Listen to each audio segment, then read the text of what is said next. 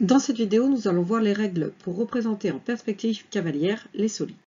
Pour voir les règles de dessin de la perspective cavalière, nous allons utiliser un parallélépipède rectangle, ici ABCDEFGH. Un parallélépipède rectangle est un solide qui est composé de 6 faces rectangulaires, parallèles et superposables 2 à 2. Lorsque l'on regarde en face un parallélépipède rectangle, il y a 3 faces qui sont visibles. La face de devant, ici ADHE, la face du dessus, ici ABCD, et la face de droite, ici DCGH. Les autres faces, la face de derrière, la face du dessous et la face de gauche ne sont pas visibles. Première règle de la perspective cavalière, les faces qui sont situées en face de l'observateur, donc ici dans un parallélépipède rectangle, la face de devant et la face de derrière, sont représentées en vraie grandeur. Elles ne sont pas déformées, donc ici elles sont représentées par des rectangles, comme dans la réalité. Les autres faces sont déformées, comme celle de gauche et celle de droite, qui en réalité sont des rectangles, sont représentées avec des parallélogrammes sur le dessin, comme pour la face du dessus et la face du dessous. Cela permet de créer la perspective.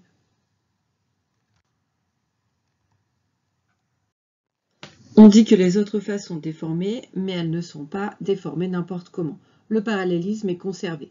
Par exemple, si je repasse ici en bleu ces arêtes, elles sont parallèles dans la réalité, elles resteront parallèles sur le dessin. Comme pour celles ici, repassées en gris, elles sont parallèles dans la réalité, elles resteront parallèles sur le dessin. Les arêtes qui sont donc parallèles dans la réalité restent parallèles sur le dessin. Cela est valable également pour les autres solides. Dans un solide en perspective cavalière, les arêtes cachées sont en pointillés. Ici, on a 3 arêtes cachées, celles qui sont derrière les faces que l'on voit quand on observe le solide. Il y a l'arête BF, l'arête EF et l'arête FG. On les trace donc en pointillés. Dernière règle de la perspective cavalière, on va la voir avec un cube, puisque c'est plus parlant. Un cube est composé de 6 faces qui sont carrées. Donc toutes les arêtes du cube ont la même longueur dans la réalité.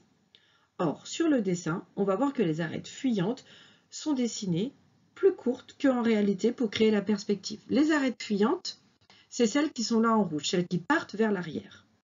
Dans la réalité, elles mesurent toutes la même taille que l'arête AD. Si on fait tourner la longueur en vert de l'arête AD sur l'arête AB, on voit bien que l'arête AB est plus courte. Et pourtant, visuellement, on voit un cube. Si on avait dessiné la même longueur pour les arêtes AB et AD, visuellement, on aurait plus un parallélépipède rectangle qui n'est pas un cube.